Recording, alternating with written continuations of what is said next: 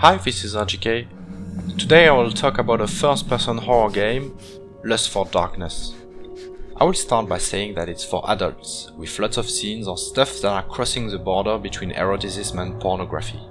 It's more towards building up an atmosphere rather than pleasing your eyes, and I will try to only show tame recordings. After a mysterious intro sequence, the start of the game didn't look too good. An ugly exterior scene and cheap stealth just like I hate in so many horror games. But I quickly found a mask and managed to slip in the cultist mansion unnoticed. Well, except when I picked up a random item to inspect it. Alarm! It's a place full of luxury, but it's shameful to touch an item in public. You can only touch people there.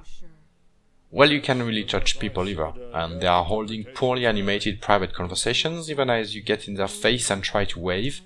Immersion is clearly not perfect, and you will have to accept that it's an indie game with lower production values and not a AAA game before fully getting into the story. Let's talk about the story without revealing too much.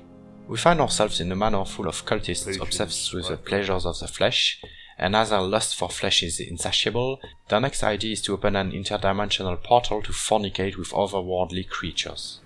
Amidst the chaos, our hero tries to find his kidnapped girlfriend, mysteriously involved with this conspiracy. Cultists and cosmic influence. There is clearly a Lovecraftian inspiration pouring from every hole. The difference is that the monsters we are used to were replaced with phallic representations, dodgy items and other suggestive statues.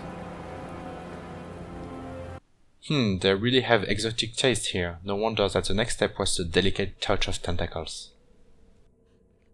Lovecraft did not write about sex or pleasure, but there are many hybridizing cases that we can also find here. My criticism is that sex is the main theme, but only as a backdrop. Almost like animated statues, it doesn't translate into game mechanics. The only power that the hero has is to find some masks, including one revealing hidden paths in the other dimension. Don't wear it for too long or the character is driven to insanity. There are a few moments with a monster to escape from, but the sequences are very short and running is enough, so it's much more tolerable than the lengthy and tedious stealth sequences in the game Agony. Instead, they are light puzzles to solve or items to manipulate. Lust for Darkness walks a fine line between superficiality and rough edges, but never hindered me in a major way, so I ended up getting caught up in its flow for the time of an evening, as the adventure takes roughly 3 hours to complete.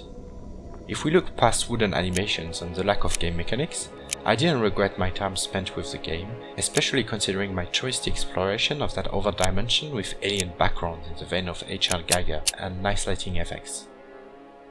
Get it on sale if you're interested in a nice little Lovecraftian tale without many annoyances, and avoid it if you hate walking simulators. Special mention to the room in which the objective is to get past eyes in the walls. Nice change of pace from guards walking the perimeter. I hope you enjoyed this video. Bye!